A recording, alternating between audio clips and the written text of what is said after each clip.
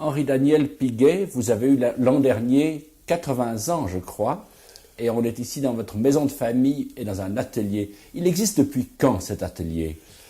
Eh bien, l'atelier en tant qu'atelier, même que maison, a donc été construite par mon grand-père en 1901.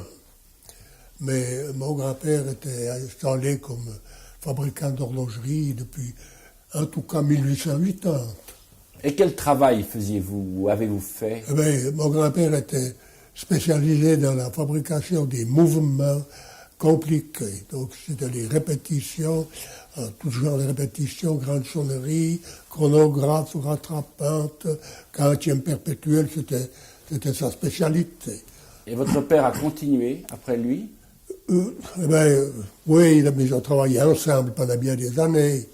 Mais mon grand-père avait remis la maison à ses fils, en 19 ou 20, ça s'appelait à ce moment-là les fils de Victorin Piguet. Et mon grand-père était toujours intéressé, il s'occupait toujours de ces montres compliquées, ces mouvements. Tandis que mon père et mon oncle qui avaient pris des contacts, passé une convention avec la maison Heur à Bienne, et ils fabriquaient de l'horlogerie qui portait la marque Jules Jurgensen. C'était de très haute qualité, puis ça a marché jusqu'en 1935, 36, à ce moment-là. La crise, oui, elle a été ressentie ici comme ailleurs. Votre grand-père avait une très bonne mémoire, Oui. Et vous êtes, vous, la 4e génération d'horlogers de la même famille. Oui, oui, oui. Mais par votre grand-père, on peut remonter en somme assez haut, à votre arrière-arrière-grand-père. Il vivait donc ici, à la vallée de Joux? Oui, il habitait chez le maître. Alors lui, il était donc, je pense qu'il était déjà propriétaire du domaine que mon arrière-grand-père a hérité. Et il s'était donc consacré, s'est occupé à faire des transports avec un cheval depuis Croix à la vallée. Il allait surtout chercher de la marchandise, le blé, la farine, le sel, le sucre, toutes ces denrées qu'on n'avait pas ici. Alors, et le train les apportait jusqu'à Croix? Jusqu'à Croix, oui. Et lui, voiturier, les amenait Oui. ici? Il restait au début de l'exploitation des glacières du pont. Exploiter la glace, surtout ça allait en France, eh bien, il y avait des charretiers qui faisaient le trajet, ils descendaient, ils montent à Petra-Félix et ils descendaient sur Croix. Et alors, c'est les glacières qui ont mis en train la construction de la ligne de chemin de fer de Valorbe au pont. C'était aventureux, à son époque, de faire ces transports? C'était aventureux? Un peu. Parce qu'il semble qu'on racontait dans votre famille des événements assez... De mon arrière-arrière-grand-père, Henri-François Piguet, eh bien, on racontait qu'une fois qu'il rentrait, il était en hiver, parce qu'il avait un traîneau, il était spécialement tard, il faisait noir une nuit. À ce moment-là, il n'y avait pas d'électricité à la vallée. Hein. Alors, tout d'un coup, dans le Groin-Roux, entre l'abeille et les Bious, son cheval s'était mis à courir vraiment. Ça l'avait étonné parce qu'en fin de journée, il devait en avoir marre. Alors, mon grand-père s'était retourné et puis il avait vu qu'il y avait 2 loups qui le suivaient. Alors il n'avait pas retenu son cheval. Alors, une fois qu'il était arrivé là-bas chez Grosjean, les premières fermes, alors, les loups avaient cessé la poursuite. Ils sont découragés.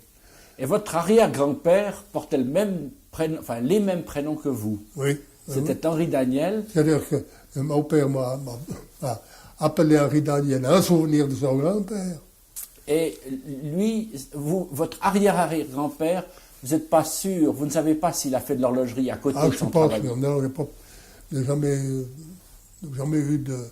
Je savais qu'il était voiturier, mais je suppose qu'il s'était mis voiturier parce qu'il n'avait pas de travail dans l'horlogerie. Il y a eu des périodes où c'était pas les années folles, les années grasses.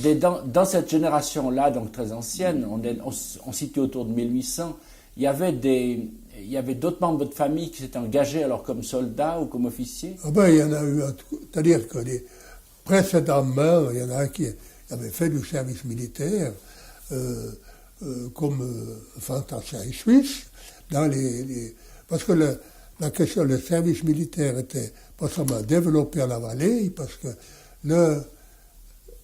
les Bernois avaient donné aux habitants de la vallée l'autorisation de posséder des fusils, parce que tous les habitants de la vallée devaient se défendre, intervenir contre les bourguignons qui venaient assez souvent chercher à voler du bois sur Suisse. Il y a eu beaucoup de chauffourées entre les uns et les autres. Ça a bien changé, mais enfin, à ce moment-là, c'était comme ça. Et les gens de la vallée, c'était des excellents soldats. Et il y en a qui ont été jusqu'en Russie. Ah ben, il y avait donc un de la famille qui s'appelait Joseph, qui s'était engagé au service étranger de France, et qui, on a toujours dit qu'il était parti à la campagne de Russie, puis il n'était pas revenu. Je ne pense pas qu'il a fondé une famille là-bas dans les steppes de la Russie, je ne crois pas. Mais alors revenons à chez le maître, où votre arrière-grand-père avait un domaine, il était paysan, mais il était aussi horloger. Alors comment ça se passait ça? Il travaillait au champ? Ah ben il travaillait, il avait quelques champs, il avait 2 vaches, un veau, etc. Vous voyez, c'était pas un troupeau bien important. Alors tous les matins, à la fin d'après-midi, il allait gouverner, soigner son bétail, traire et les gouverner. Mais alors, il ne faisait rien d'autre, il ne s'occupait pas de ses champs. C'était les femmes qui s'occupaient des champs? Eh ben, quand arrivait le moment de la fenaison, eh ben, ils embauchaient un faucheur, il y avait encore là des gens d'en bas qui venaient s'engager comme faucheurs.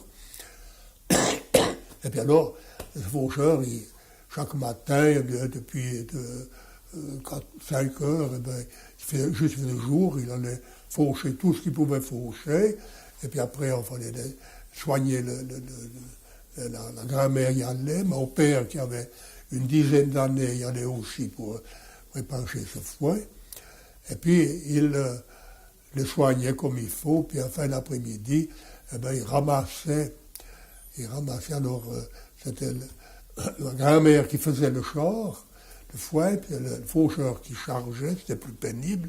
Et puis mon père, qui était un petit gamin, c'est lui qui ratelait. Alors, mon père me disait, mais quand on rentrait un petit char de fouet tous les 2 jours, eh bien, on était rudement content.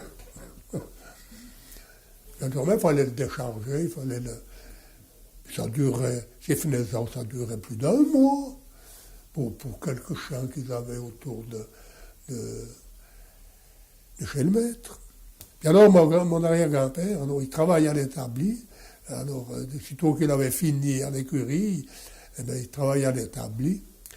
Et puis, après, le soir, il retournait à son établi. Et ils étaient plusieurs là-bas, quand ils pouvaient le lendemain dire « Ah, ben, je vais veiller jusqu'à telle ou telle heure. » Ben, ils étaient fiers, ils étaient contents. Ils surveillaient les fenêtres d'amis, de copains, pour voir s'ils avaient éteint ou pas éteint.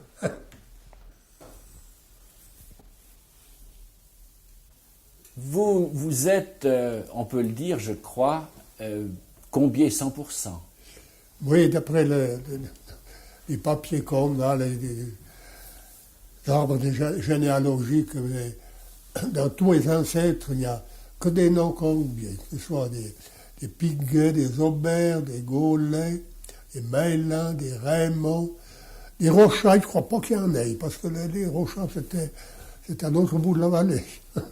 Lecoultre, là, mon arrière-grand-mère était une Lecoultre.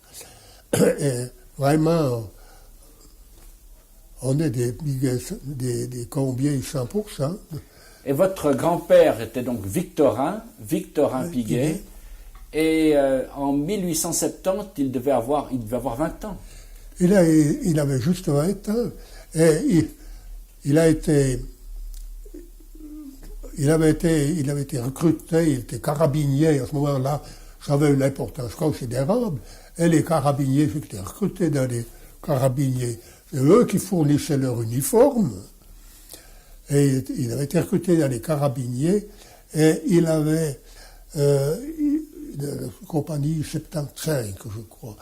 Et puis ils avaient été mobilisés, je ne sais pas exactement à quel moment, pour aller à Bâle, pour faire le service de police parce qu'il y avait beaucoup de réfugiés alsaciens qui étaient rentrés à Bâle après l'avance des Allemands en France. Alors, et il m'a raconté ça plusieurs fois. Il mobilisait à Chavornay, où il prenait le train. Et ils étaient partis, etc. Puis au bout d'un moment, le capitaine avait passé dans les wagons en leur disant, écoutez, notre effectif doit être de 100 hommes, alors on est 101. Alors il y en a un de trop. Alors les deux plus âgés, c'était un nommé Émile Beau, qui est un ami de mon grand-père, qui habitait là au Sentier, et puis un ami Lecoultre du Brache.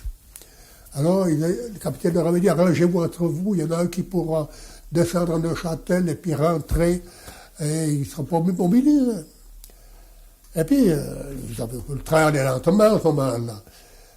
Et puis là, on commençait à approcher de Neuchâtel, puis il y avait Émile Beau qui avait dit quand même, il faudrait que je trouve mon ami Lecoultre pour savoir comment on va s'arranger, qui c'est qui va descendre. Comment savoir, j'allais dans le train. Plus d'amis Lecoultre.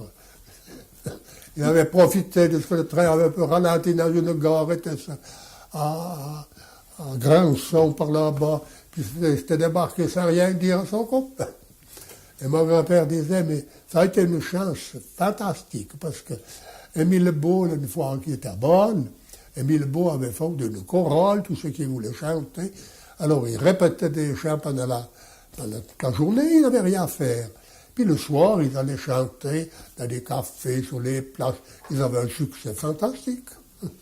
Et mon grand-père disait, mais grâce à ça, ça nous avait maintenu un intérêt. On n'avait pas passé tout notre temps libre dans les cafés à enfiler des chopes de bière ou de vin, puis alors, liquider tout ça seul. C'est la période aussi où les Bourbaki sont entrés ici à la vallée. Ils sont entrés, oui, ils sont entrés le mois de janvier, à la fin de janvier 71, en même temps qu'aux Verrières, que tout le long de la frontière. Ça représentait combien de soldats tout à coup à la vallée? Je ne me rappelle pas combien ça faisait, mais ça faisait plusieurs milliers. Ils avaient traversé le Rizou, et ils arrivaient surtout au lieu. Le Rizou était moins large, là. Mais il y en avait qui étaient arrivés là derrière la côte, au Soya. Il n'y avait pas énormément de neige. Ils avaient pu suivre les chemins assez facilement. Et quand ceux qui étaient arrivés au Soya, ils s'étaient trouvés là, au bord un endroit qui s'appelle Tivoli, ils trouvaient une femme qui était la factrice. On lui disait la Kouka. Alors, elle s'est trouvée là-bas. Elle avait commencé à désarmer ces types, elle a ramassé les fusils, puis il a envoyé plus loin pour être reçu dans les maisons. Mais cette personne, je l'ai connue.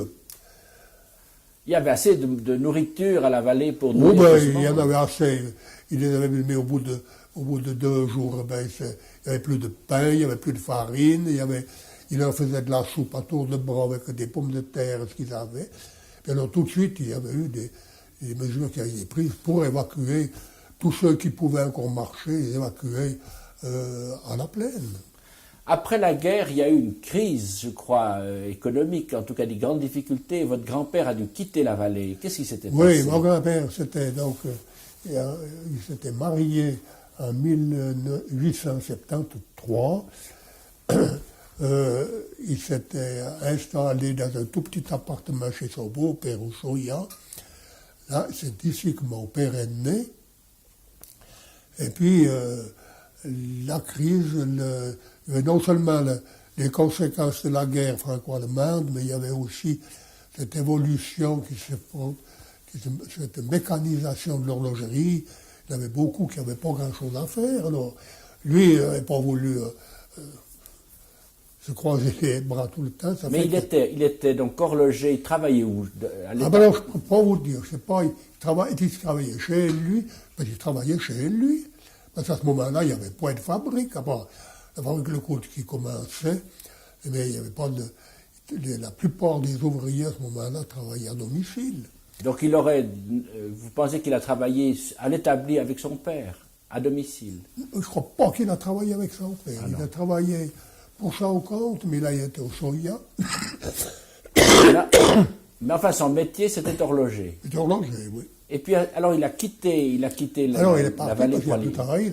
Je ne sais pas pourquoi il était embarqué à Étoile, quels avaient été les contacts qu'il pouvait avoir eu avec Étoile. Seulement, là-bas, au bout d'une année, les rares montres qu'il y avait là-bas, avec quelques pendules, il les avait toutes tenues, elles marchaient toutes parfaitement bien, ça fait que plus personne ne apportait du travail. Alors il s'était rapproché de Genève, on s'est fixé à Coppet, où il est resté aussi l'affaire de 2 ans à Coppet, et il est arrivé à Genève, il est arrivé à Genève en 79, etc. Et c'est à ce moment-là qu'il a signé un contrat avec celui que vous avez le conseil administratif de Genève, qui était propriétaire de l'école d'horlogerie, et il avait été engagé comme maître à l'école d'horlogerie, mais il était maître, on peut dire, à mi-temps, parce qu'il avait un atelier à disposition, et il avait des ouvriers qui travaillaient pour lui.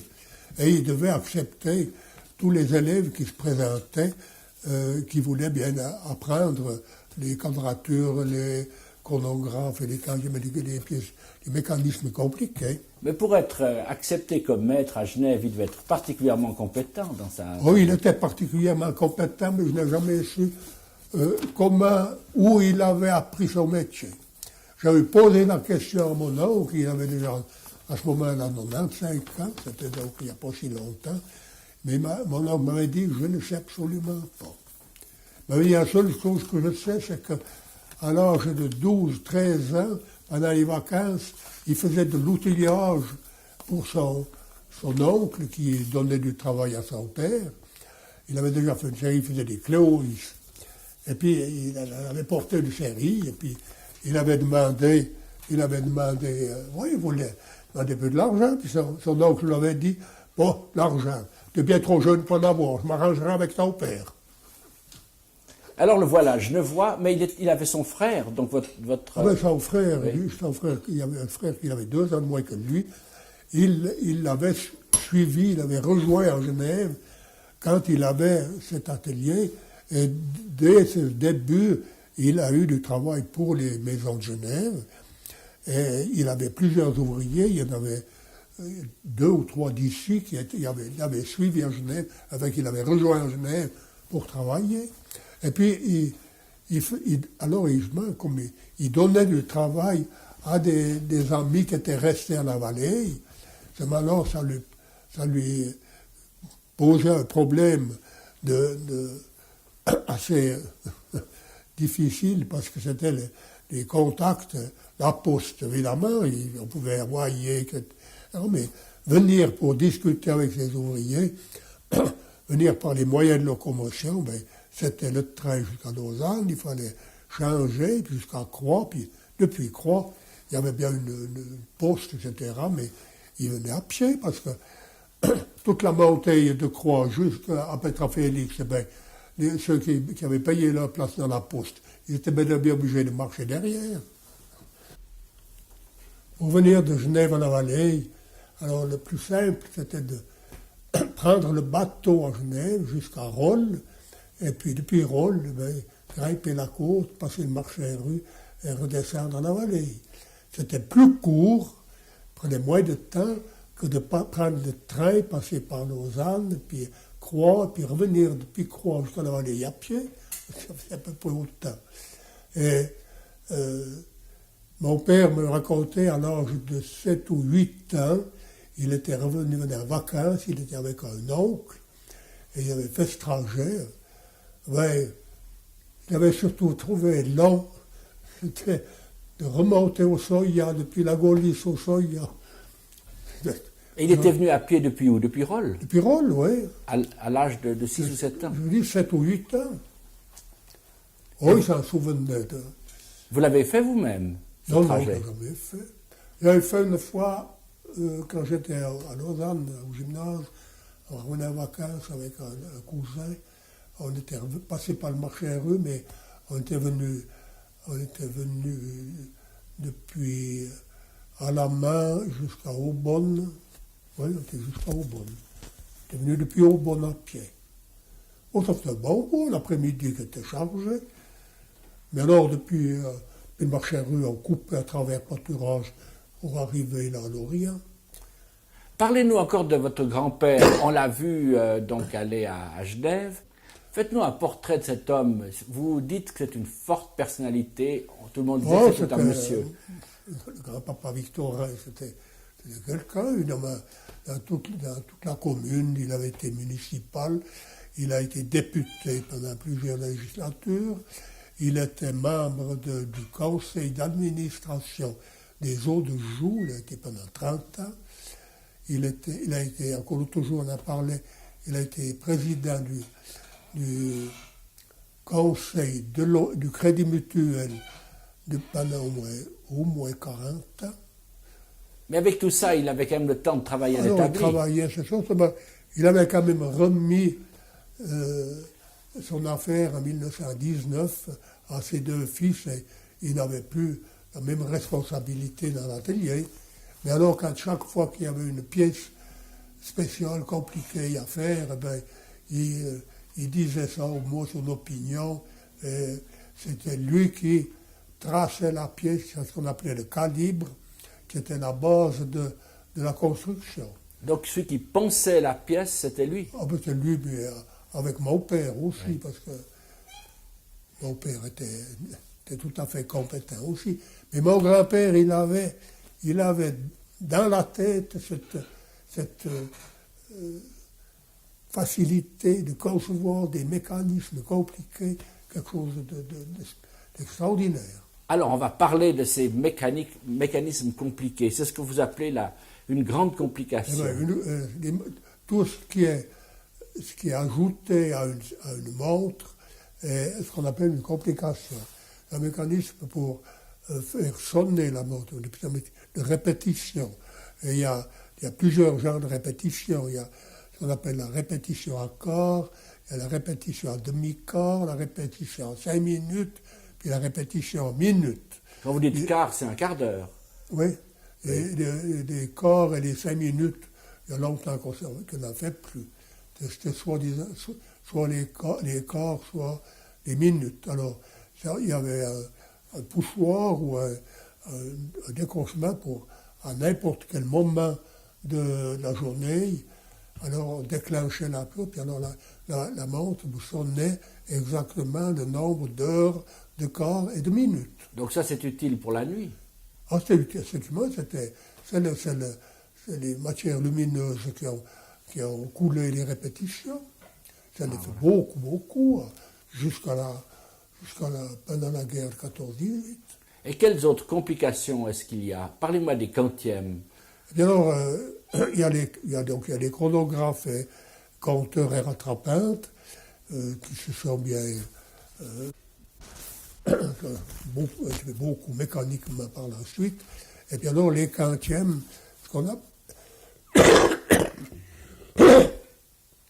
appelle quantième, ce qu'on appelle quantième perpétuel, c'est un mécanisme qui vous donne, d'une manière soit par des disques, soit par des aiguilles, qui vous donne la date exacte, c'est le jour le mois, le quantième du mois, et il y a les phases de lune. Parce que Et le jour de la semaine aussi, oui, le jour de la semaine.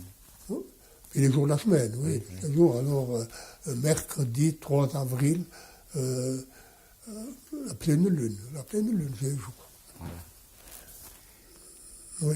Elle marche. C'est la pleine lune. La pleine lune. Ah ben ça va bien. Et ces puis pièces, alors, ces pièces sur lesquelles vous travaillez, ont quelle grandeur? C'est toujours des Oh, montres. ben, non, on a fait soit des montres de poche, donc j'appelle 17 et 18 lignes, même davantage. Et puis on en a beaucoup fait des montres sur des quantièmes bracelets, cette montre-là, qui est une montre de grandeur de 13 lignes. Montre bracelet qui est une montre de bonne grandeur. Alors là, vous avez toutes les fins de mois, ça saute automatiquement qu'il y ait 28, 29, 30 ou 31 jours, alors ça saute directement juste.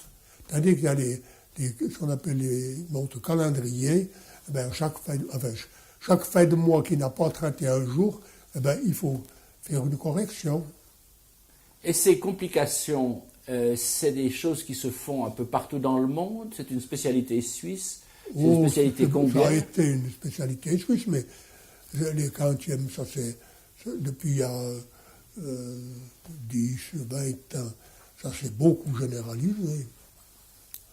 Alors il y a énormément de calendriers, les modèles de date, faire ainsi, mais alors qu'ils ne sont pas parce que le mécanisme quantième perpétuel est beaucoup plus compliqué qu'un mécanisme de quantième simple. Et alors, plus c'est compliqué, plus ça vous plaît, en somme. Oui. Oui. Justement, il y a une dizaine d'années, il y a plus que 15 ans, on a eu la demande, la maison Patek a eu la demande d'un amateur américain qui demandait qu'on lui fasse une montre de poche avec un quantième grégorien. Parce que les quantièmes perpétuels qu'on fait, c'est encore le calendrier julien. C'est-à-dire qu'il y a un 29 février tous les 4 ans. Toutes les années où le millésime est divisible par 4, les deux derniers chiffres par 4, eh bien, c'est bissextile, il y a un 29 février.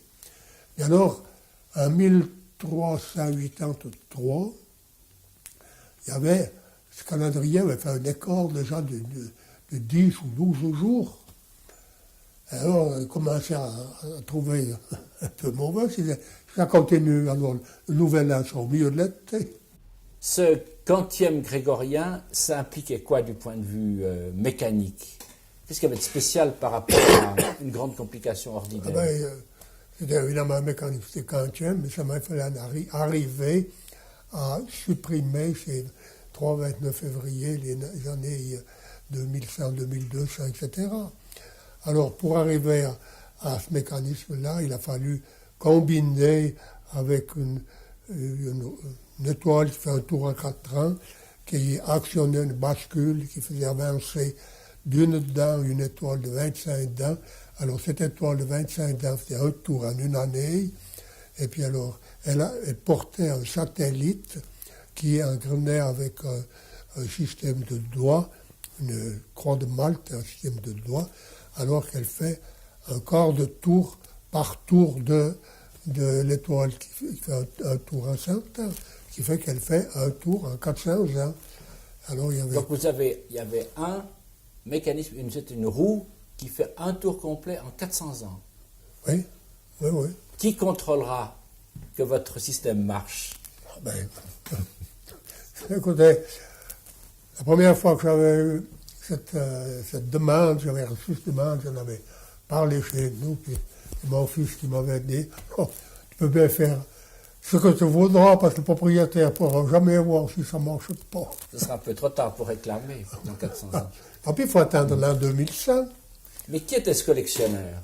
C'est Snorri Altwood, lui qui avait racheté cette grosse complication qu'on avait faite entre 28 et 33. On va en parler tout à l'heure, peut-être. Oui. Et qui était arrivé à Genève fabrique Patek au magasin en leur disant voici une montre de votre fabrication que je viens de racheter. Je vous prie de me la remettre en parfait état de marche. Je ne vous demande pas un devis, mais je désire que ça soit fait le plus rapidement possible. Sitôt qu'elle est prête, vous me télégraphiez, je reviens la chercher.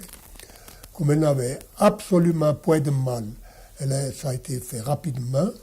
Alors, on l'a télégraphié, il est revenu, il a été 15 jours à Genève, tous les matins à 9 heures, il était dans les ateliers Patek pour discuter de complications, d'horlogerie, il a fait ainsi. Et puis une fois rentré chez lui, quelques semaines plus tard, il a fait une grande lettre en demandant, écoutez, je pense que vous pourriez me faire une montre de poche avec un mécanisme de calendrier perpétuel comme il s'en est encore jamais fait, c'est-à-dire le calendrier grégorien.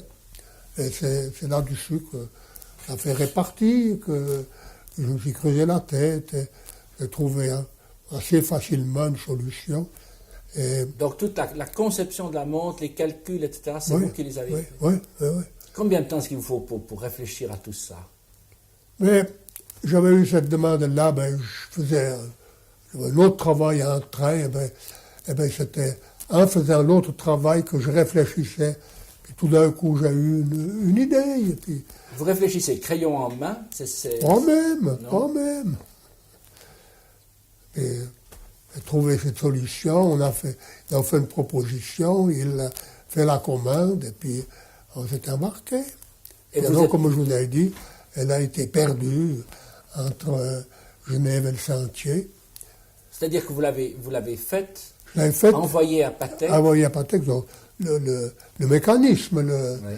Oui. Alors c'était eux qui avaient terminé l'échappement, la boîte, les cadrans, tout le fourbi. C'est une fois qu'ils ont voulu la mettre en marche, quand c'était tout terminé, qu'ils ont vu. Qu'est-ce qu'ils ont vu? Ils ont vu que ça ne tournait pas dans le bon sens. Et ça, c'est une erreur qui avait été faite par un plombier. C'est moi qui ai fait l'erreur. Ça se tournait dans le faux sens. Tout le mécanisme, les 400 ans, c'était dans l'autre sens. Alors, celui que j'ai refait le mécanisme à ce moment. Mais j'ai combiné la bascule qui est entraînée par cette roue, je l'ai combinée différemment pour qu'elle fonctionne dans l'autre sens. Parce qu'il faut dire qu'il y avait un cadran des deux côtés. Cadran des deux côtés, oui. Et alors ça s'est perdu à la poste. Et vous avez dû recommencer à zéro. Oui. Oh, mais l'idée était là. Oh je venais d'en faire une autre, c'était plus simple. Je pense que j'ai mis 2 fois moins de temps pour la refaire que la première. Mais revenons à la grande complication. Ce fut le travail d'horlogerie le plus compliqué de la carrière de votre père et de la vôtre. Oui, et on peut dire que c'est la montre la plus compliquée ou une des plus compliquées qui ait jamais été faite au monde. Alors, que contenait-elle? Montre mécanique. Mécanique. Eh bien, un premier étage là où il y avait donc le mouvement, les rouages, différents rouages, puis le mécanisme de chronographe, compteur et rattrapante. Et puis, vous aviez aussi une pièce à grande sonnerie, vous avez là tous les timbres. Il y avait combien de timbres différents, combien de sonneries différentes? 5 timbres différents. Pour une montre qui avait 6 cm à peu près de diamètre? Oui. Et bien alors, de l'autre côté, vous aviez là alors le mécanisme de sonnerie, et puis les développements de ressort, le mécanisme du réveil, et puis le mécanisme de mise à l'heure, qui était quelque chose de très compliqué. Là, vous avez le mécanisme de quantième perpétuel, différentes bascules. Ici, vous avez l'étoile de 7, ici l'étoile 31, puis ici l'étoile de 12. Et puis alors, à l'opposé, il y avait de nouveau une platine qui était fixée sur des piliers, vissés dans la boîte, la platine, et qui comportait alors les rouages du temps sidéral, et puis lever et coucher du soleil et équation du temps. Il y a 3 roues là qui font un tour en une année, qui portent des cames qui sont faites complètement à la main, un travail qui coûte énormément. Donc pour chaque came, vous mettez à peu près combien de temps? À peu près une semaine. Une semaine par came. Oui. Le temps sidéral, qu'est-ce que c'est? Ah ben, le temps sidéral, c'est le temps qui est mesuré d'après les étoiles. Le temps qui nous régit, c'est le temps solaire moyen, qui est d'après le soleil. Seulement, le soleil revient tous les jours, c'est lui qui fait le jour et la nuit. Et le temps sidéral, c'est si on mesure le temps d'après les étoiles, et à une différence d'environ 2 minutes 53 secondes avec le temps solaire. Alors il y avait d'une part le temps normal et d'autre part Oui. le temps sidéral. Alors il a fallu calculer des rouages spéciaux qui transmettaient le mouvement ici à de nouveau des roues qui portaient des aiguilles de temps sidéral. Et puis il y avait aussi la différence entre à midi entre le Alors temps. c'est l'équation du temps. Ça. C'était aussi contenu dans cette Oui, complication. oui, aussi contenu là. Alors l'équation du temps, qu'est-ce que c'était? Eh bien, c'est les écarts qu'il y a entre le temps solaire moyen et le temps solaire réel. Et ça peut aller jusqu'à vers les 7 minutes. Ça va faire, sur l'année, ça fait un écart d'à peu près une demi-heure. Avec demi-heure, oui. Oui. Oui. Le Donc, soleil passe à son méridien, après le temps solaire moyen, environ 15 minutes trop vite ou puis 16 minutes trop tard. Ce qui est très important pour les navigateurs qui Oui, prennent la... mais plus à présent, parce Oui. qu'à présent, ils sont renseignés avec la radio, etc. Mais anciennement, c'était tout avec le... Et puis, le problème de la mesure du temps sur les navires a fait faire des gros progrès à l'horlogerie, parce que là, à la fin du XVIIIe siècle, ben, il y avait plusieurs qui s'occupaient de faire des chronomètres de marine qui devaient arriver à une précision extraordinaire pour qu'ils puissent justement établir leur situation d'une manière exacte. Faire le point. Combien de temps avez-vous travaillé pour réaliser cette montre, votre père et vous? Oh, ben, je ne peux pas bien dire, je me suis occupé de la mise à l'heure, là, et puis le repassage, toutes les mises en place, les fonctions, eh bien, j'ai consacré une année, mais là-dessus, il y a eu des travaux qui ont dû être faits à Genève qui décomptaient une certaine période. Et au total, faire une montre, ça prend peut-être 2-3 ans à peu près? Ah ben celle-là, elle a pris 5 ans. Ah, elle a pris 5 ans, celle-là. Ouais. Elle a pris 5 ans. Vous comprenez qu'il a fallu, la boîte a été faite en Genève, l'emboîtage a été fait en Genève aussi, mais tous les mécanismes, tout ça, a été fait par mon père et mon grand-père, et puis les ouvriers qui étaient des as et qui travaillaient à ce moment-là. À part le personnel des ouvriers qui travaillaient chez nous, on en avait plusieurs qui travaillaient encore à domicile, ne travaillaient pas uniquement pour nous, mais qui étaient des spécialistes en mécanismes compliqués, c'était les mécanismes de grande sonnerie, chronographe, quantième, c'était plusieurs ouvriers qui étaient des as dans leur partie, qui pouvaient combiner tout ce qu'on voulait combiner dans ces sortes de choses. Et c'était des ouvriers qui ne gagnaient certainement pas ce qu'ils auraient dû gagner. Ils auraient dû avoir des payes de directeurs techniques plus que des ouvriers. À propos des grandes sonneries, on a fait plusieurs qu'on appelle les grandes sonneries de bord, une sonnerie spéciale destinée au capitaine au long cours. Alors, une certaine fois, on en avait une nouvelle commande, et puis celui qui nous en avait déjà fait, je ne sais pas s'il était tombé malade ou s'il était décédé, mais enfin, c'était un problème pour trouver un nouvel ouvrier de ce genre de travail. Et alors, il a été question de nommer Raymond du Brassus, de chez Rizou. Puis mon grand-père s'était embarqué vers lui pour lui demander et lui expliquer ce qu'on aurait voulu avoir. Et puis, mon grand-père était revenu très déçu en disant, je me demande quel embarquement on fait avec ce compagnon. Mon podium, mon arrière-demande, etc., etc. Enfin, on verra. J'étais extrêmement sceptique.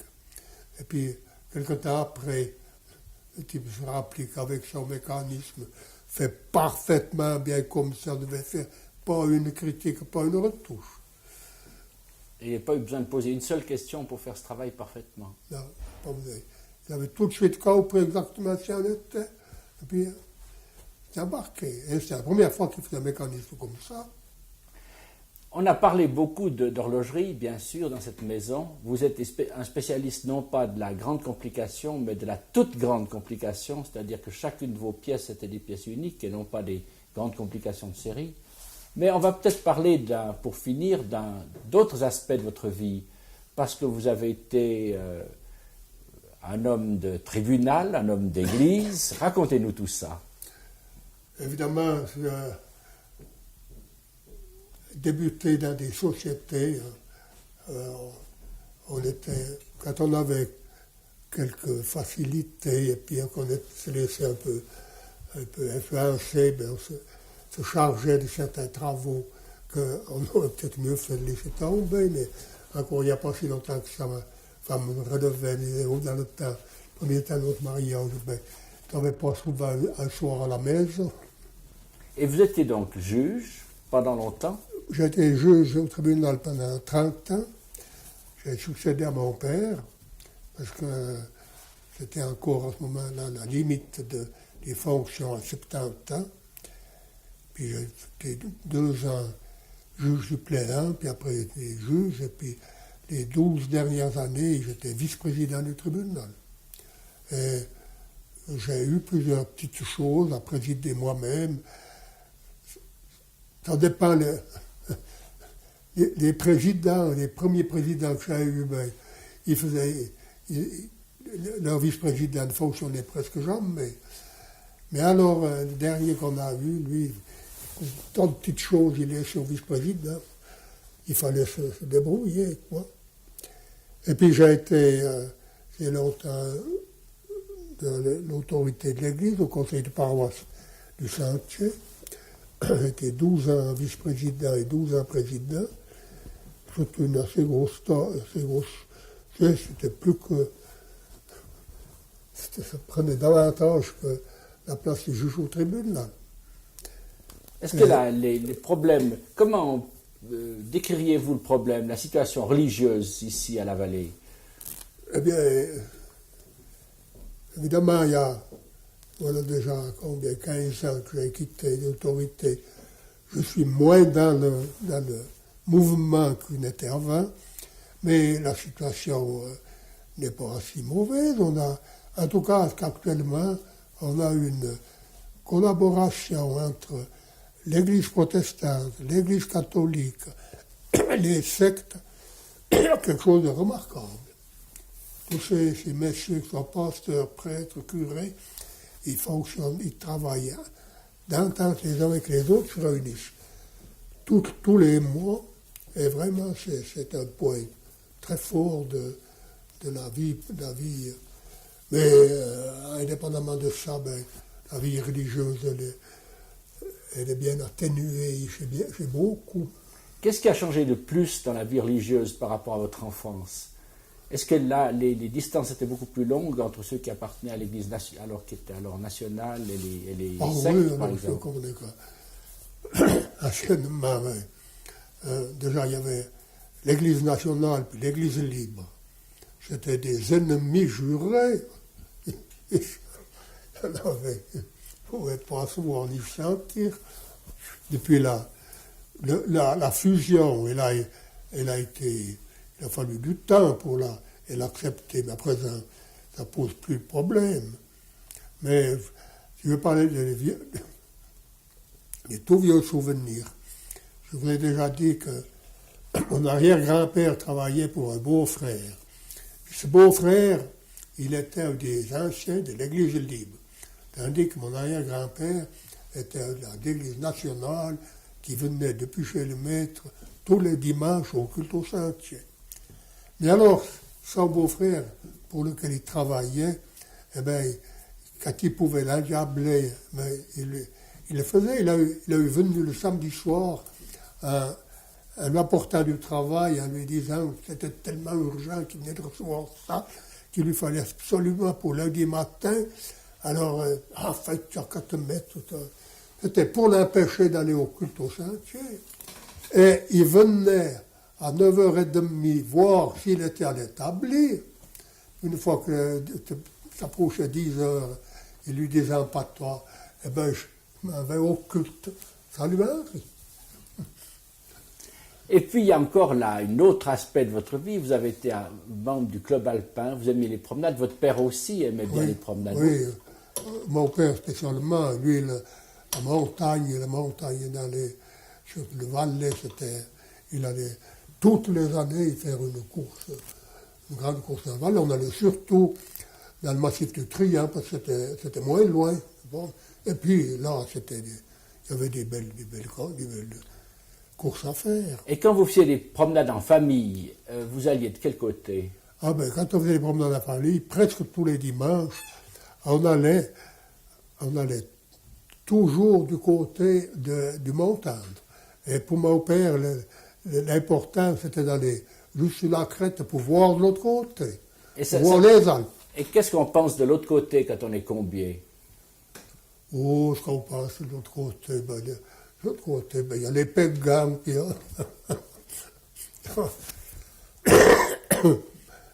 et mon père, alors, c'est lui qui a tout fait pour fonder le club alpin ici. Il a été le premier président et il a beaucoup travaillé. Et c'était en 23, ça fait plus de 50 ans, 62 ans. Et vous montez encore quelques fois sur la crête Oh, pour voir à présent, je ne peux plus, malheureusement, les gens sont tellement affaiblis. Mais alors, à l'occasion, on peut aller en voiture jusqu'à la cabane du Cunet, tout près, alors qu'on n'a plus que 50 mètres à faire, ben, c'est encore possible. Mais votre monde, ça a été ici. Oui, alors la vallée, ben, Et pour l'horlogerie, vous pensez que vraiment que dans le monde entier, il n'y a eu aucun endroit aussi privilégié que la vallée? Je ne sais pas ce que vous entendez par privilégié, mais il n'y a aucun autre endroit où on a travaillé, où on a créé et conçu ces mécanismes compliqués. C'était la grande spécialité des horlogers colombiers. Et ils étaient bien de plus versés dans les complications que dans la question commerce et la question de faire valoir leur talent.